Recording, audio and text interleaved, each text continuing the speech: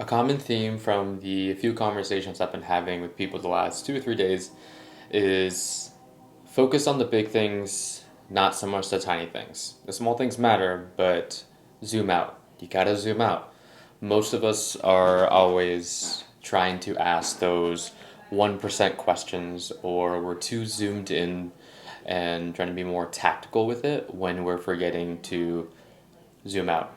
And a good analogy with this is like, okay, we want to focus on the big rocks. We want to focus on the levers that's going to make the largest amount of impact ripple in the pond, so to speak.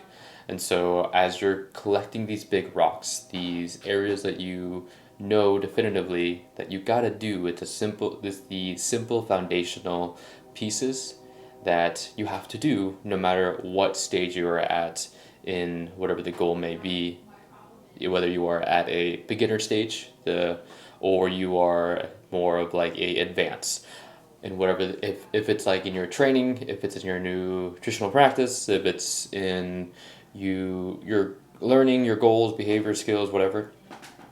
So like, as you're collecting the big rocks, and then you are wanting to pick up the smaller rocks, the pebbles, don't drop the big ones for the small ones. Grab them too, but make sure you grab the big ones, because as you zoom out, the big ones are going to matter more.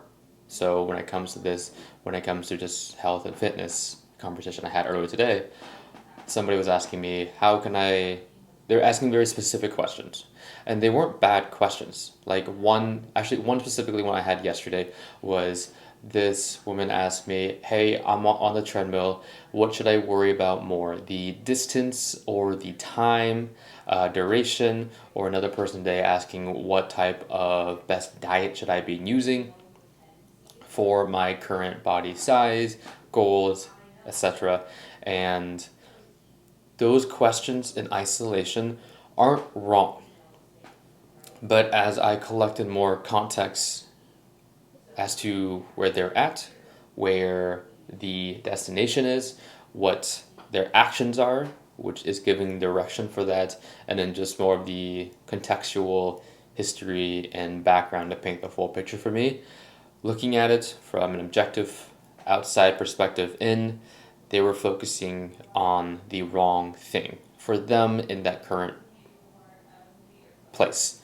So it's like when you're climbing a mountain, you of course want to have that ambitious large goal and be able to do all the things, and it's good that you're asking those specific questions, but as you're climbing the mountain, you're only looking for what's the next ledge, what's the next one I can grab from there, and just one by one, and you're doing all the foundational stuff that you need to make sure that you are holding on, staying safe, doing it well, preserving energy, and then just continue the climb, and that's the process, that's the time, etc. And so pulling this back when it comes to like health and fitness and stuff like that, if you want to put it into separate buckets, sure, make it very simple, user friendly. Movement, physical activity, walking. Okay, let's just look at how many steps you are accumulating total.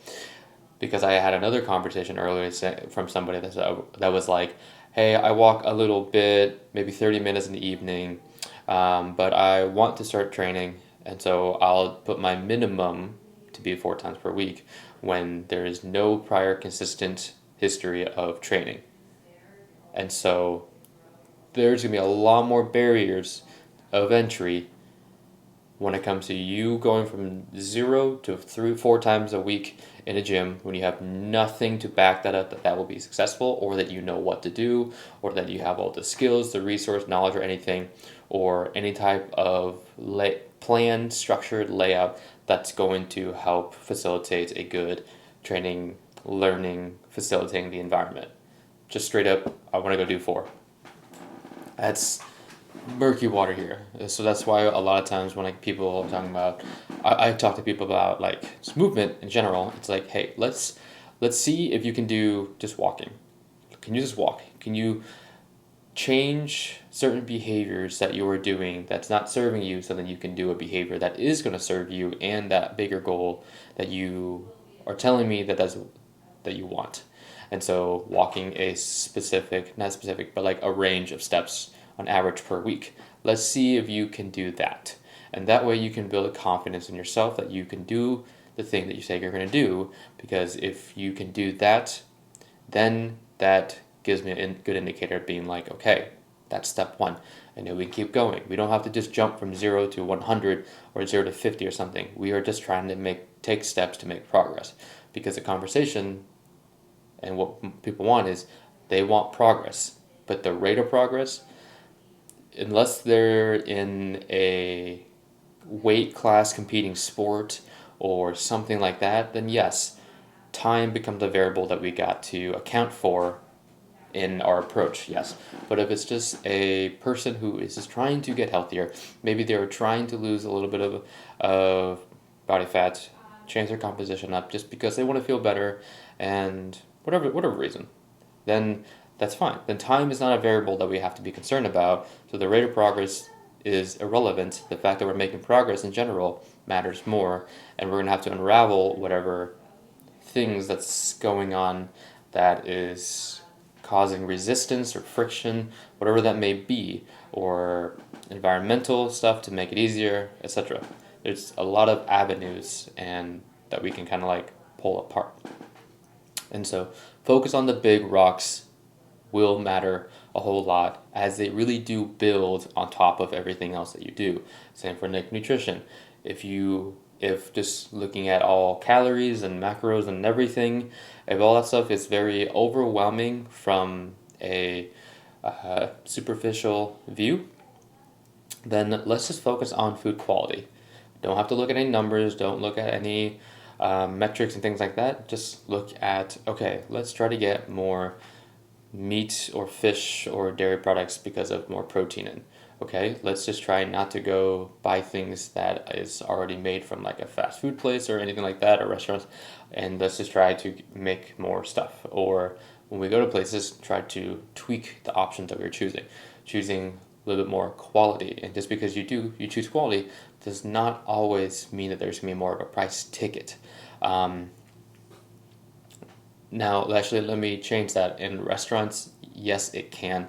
But when it comes to just cooking food at home, it's like, okay, instead of buying a lot of boxed cereal or Pop-Tarts or frozen burritos in the fridge or stuff like that, why don't we just start getting things that you can cook and improve some of the quality, like a little more fruits, a little more veggies, carbohydrate sources that are like rice or beans or potatoes, things that are more grains and grown, things like that, that as a whole, people generally know is going to make them feel better. So focusing on those big rocks will help you as you move forward. It's just like a video game. As you turn the game on, you start on level 1, you got to do all the things because then they compound into level 2, etc., etc. So zoom in when it matters, but most times you got to zoom back out and look at the big picture. Of course, you can be tactical, but you got to look at it from a big global perspective too, and that's going to help give you clarity, direction for where you're going, and make things make sense and make things not so complicated. Just keep it simple, because the simple things do matter. With the law of like compound interest, just focus on the big things first, hammer that in, and just see the effects of that over time, and then add on more layers of complexity and things like that. So if you ever feel like there's like decision fatigue, how there's like 100 of them that you can do, just focus, just invert the question and ask yourself, what is the 2 things that I know that if I don't do, I'm going to fail? Whether it be learning something new, changing behavior, whatever the thing may be, that really helps give you clarity on what's the basic stuff that I'm not doing that I should be doing. So zoom out, guys, zoom out. This is something that I'm constantly trying to remind myself too. So I like envision like a slingshot just rebounding back and forth in my mind as I make decisions. So I try to see it from my like analytical, tactical mind perspective, but try to pull it back and look at it from a devil's advocate or just from an outside perspective of like, dude, just zoom out and then look at the bigger picture. So try to do that. Cool. Alright, guys. I will see you tomorrow for another episode.